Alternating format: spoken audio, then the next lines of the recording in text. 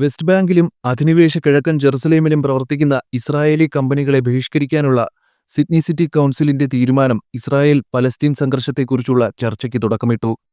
Council അംഗങ്ങളിൽ ഒരാളൊഴികെ എല്ലാവരും തീരുമാനത്തെ പിന്തുണച്ചുകൊണ്ട് ബോയ്ക്കോട്ട് ഡിവെസ്റ്റ്മെന്റ് സാങ്ഷൻസ് പ്രമേയം കൗൺസിൽ അംഗീകരിച്ചത് ഓസ്ട്രേലിയയിലെ BDS പ്രസ്ഥാനത്തിലെ സുപ്രധാന നാഴികക്കല്ലാണ്. പലസ്തീൻ ലക്ഷ്യത്തെ പിന്തുണയ്ക്കുന്ന ഓസ്ട്രേലിയയിലെ സംഘടനകളുടെ കൂട്ടായ്മയായി BDS പ്രശംസിച്ചു. രാജ്യത്തുടനീളമുള്ള പ്രാദേശിക കൗൺസിലുകൾക്ക് ഇതൊരു സുപ്രധാന ചുവടുവെപ്പാണെന്നാണ് സംഘടന വിശേഷിപ്പിക്കുന്നത്. പതിറ്റാണ്ടുകൾ പഴക്കമുള്ള സംഘർഷം പരിഹരിക്കുന്നതിന് നിയമവിരുദ്ധമായ ഇസ്രായേലി അധിനിവേശത്തിൽ പങ്കാളികളായ കമ്പനികളെ ബഹിഷ്കരിക്കേണ്ടത് അത്യാവശ്യമാണെന്ന് പ്രസ്ഥാനം വാദിക്കുന്നു. അതുപോലെ ബ്രിട്ടനിൽ 60-ലധികം പാർലമെന്റ് അംഗങ്ങളും വിവിധ രാഷ്ട്രീയ പാർട്ടികളുടെ നേതാക്കളും അനധികൃത ഇസ്രായേലി കുടിയേറ്റ കേന്ദ്രങ്ങളിൽ നിന്നുള്ള ഉൽപ്പന്നങ്ങളുടെ ഇറക്കുമതി നിരോധിക്കണമെന്ന് ആവശ്യപ്പെട്ടിട്ടുണ്ട്.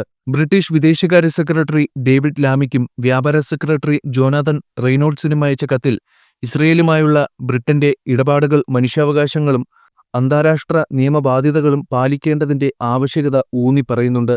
ഐക്യരാഷ്ട്രസഭയുടെ മനുഷ്യാവകാശ കൗൺസിലും ഈ വിഷയം ഉയർത്തിക്കാട്ടുന്നതിൽ നിർണായക പങ്കുവഹിച്ചിട്ടുണ്ട്. 2020 അധിനിവേശ പലസ്തീൻ പ്രദേശങ്ങളിലെ ഇസ്രായേലി സെറ്റിൽമെന്റുകളിൽ പ്രവർത്തിക്കുന്ന 112 കമ്പനികളുടെ പട്ടിക കൗൺസിൽ പ്രസിദ്ധീകരിച്ചു. അതിൽ എയർബിഎൻബി, എക്സ്പീഡിയ തുടങ്ങിയ പ്രശസ്ത കമ്പനികളും ഉൾപ്പെടുന്നു.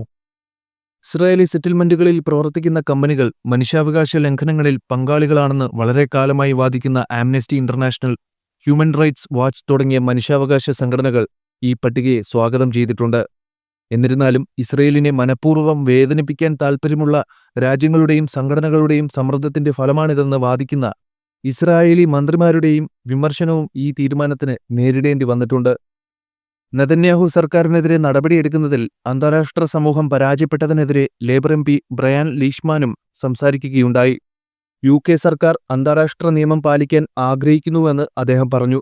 എന്നിരുന്നാലും ഇസ്രയേലിന്റെ സമ്പദ്വ്യവസ്ഥയ്ക്ക് ഗുണം ചെയ്യുന്ന ഇസ്രയേലുമായി വ്യാപാരം തുടരുന്നതിലൂടെ നെതന്യാഹു സർക്കാരിന്റെ യുദ്ധക്കുറ്റകൃത്യങ്ങളെ നിയമവിധേയമാക്കുകയാണ്. വെസ്റ്റ് ബാങ്കിലും അധിനിവേശ കിഴക്കൻ ജെറുസലേമിലും പ്രവർത്തിക്കുന്ന ഇസ്രായേലി കമ്പനികളെ ബഹിഷ്കരിക്കാനുള്ള സിഡ്നി സിറ്റി കൗൺസിലിന്റെ തീരുമാനം BDS പ്രസ്ഥാനത്തിലെ ഒരു സുപ്രധാന ചുവടുവയ്പ്പാണ്. സർക്കാരുകളും കമ്പനികളും മനുഷ്യാവകാശങ്ങളും അന്താരാഷ്ട്ര നിയമബാധ്യതകളും പാലിക്കേണ്ടതിന്റെയും മനുഷ്യാവകാശ ലംഘനങ്ങളിൽ പങ്കാളികളാവുന്നവർക്കെതിരെ നടപടിയെടുക്കേണ്ടതിന്റെയും ആവശ്യകത ഈ തീരുമാനം എടുത്തു കാണിക്കുന്നു.